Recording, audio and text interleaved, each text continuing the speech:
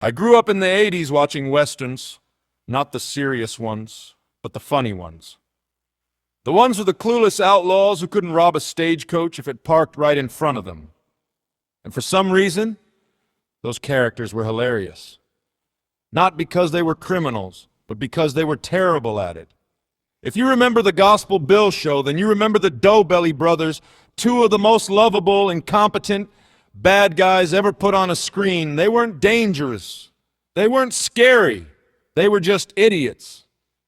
And that's what made them unforgettable. That same spirit inspired this piece. Not to glamorize crime, but to show how ridiculous it looks when people think they're criminals. But they're really just confused. So with that in mind, welcome to How to Be a Criminal. Live from the Tumbleweed Ultra Maximum Hyper Lockdown Facility. Parody.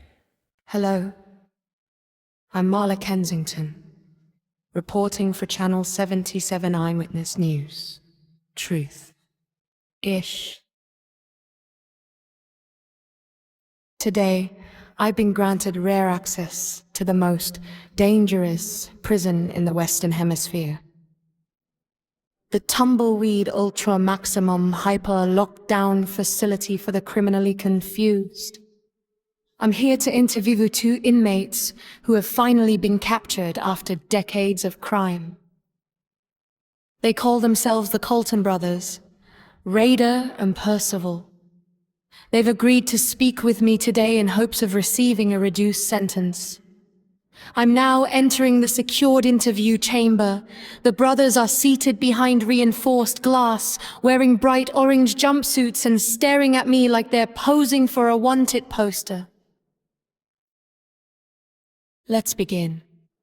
Name's Raider Colton, legend of the West, shadow of the frontier, nightmare of every sheriff from here to the Rockies. I've been running these lands for decades, pickpocketing, robbing, escaping. Living the outlaw life, my greatest heist. I once pickpocketed a man so smooth he didn't even know it happened. Clean, silent, professional.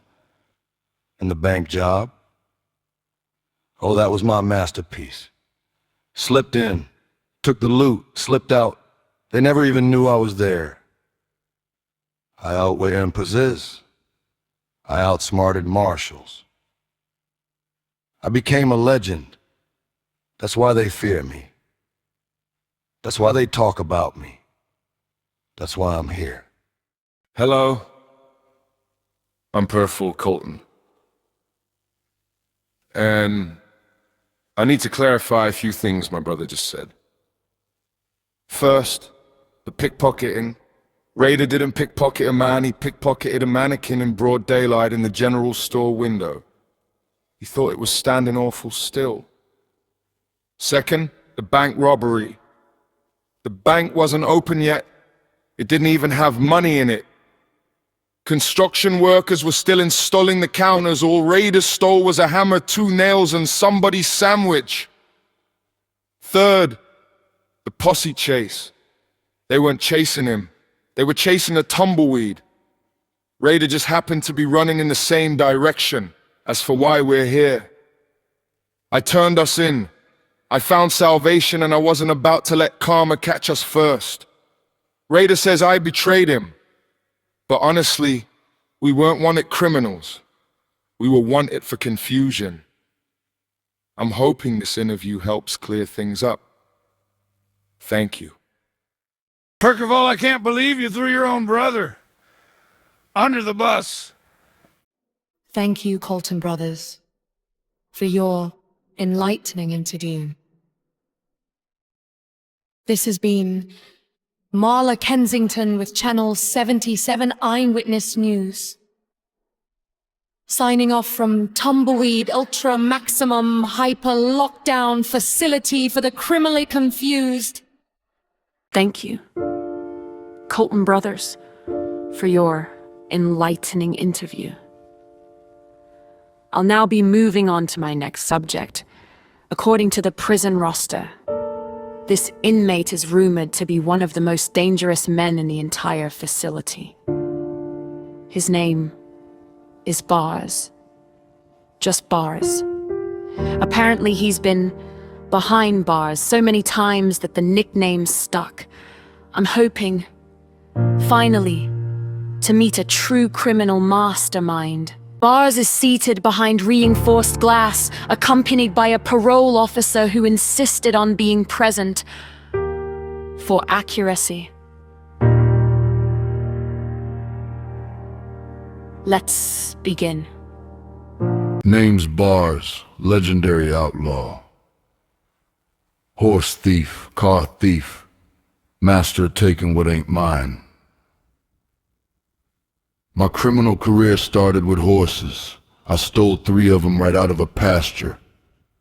Walked up bold as brass, threw a rope around them and rode off into the sunset like a true outlaw.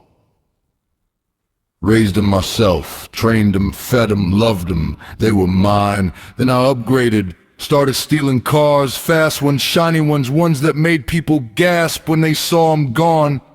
I've been living outside the law my whole life. That's why they fear me. That's why I'm here. Hello, I'm Officer Daniels, Bars parole officer. I'd like to clarify a few things. First, the horse theft. Those horses were retired race horses from a rescue sanctuary. They were scheduled to be released into open pasture that same afternoon. Bars didn't steal them. He adopted them early, without paperwork or permission. But they were free horses. He basically just walked them home. Second, the car theft. Bars did not steal any cars. He stole abandoned vehicles from a junkyard. Vehicles with no engines, no wheels, no titles. He dragged them home with a lawn tractor and called it Grand Theft Auto. Bars is not dangerous. Bars is confused. Thank you.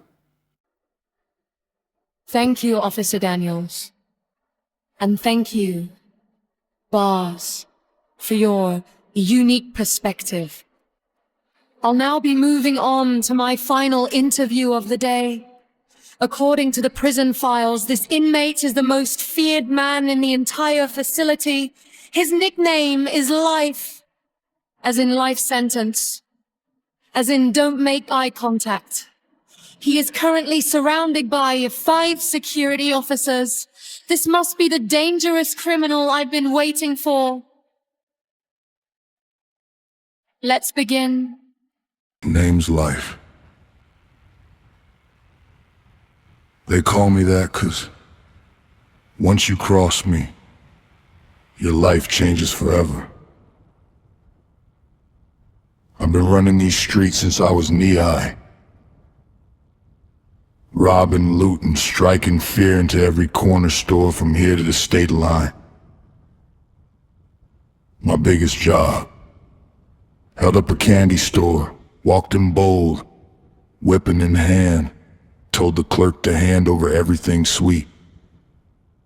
Didn't even flinch. I've been dangerous since birth. That's why I got guards behind me. That's why they keep me locked down. That's why I'm Life. Thank you, Life. I've brought some of your old newspaper articles with me. Let's see. Ah. Here it is. According to this report, the weapon you used in the candy store robbery was a plastic toy gun with the orange safety caps still attached. You didn't even point it at anyone, you just held it up and said, "Boo." The clerk gave you the candy because she thought you were rehearsing for a school play. As for the 5 guards behind you, it says here, they're not here to restrain you. They're here because you faint easily. Apparently you pass out when you get nervous, and they're required to catch you. Well, this concludes my interviews at the Tumbleweed Ultra Maximum Hyper Lockdown Facility for the Criminally Confused. I need a vacation.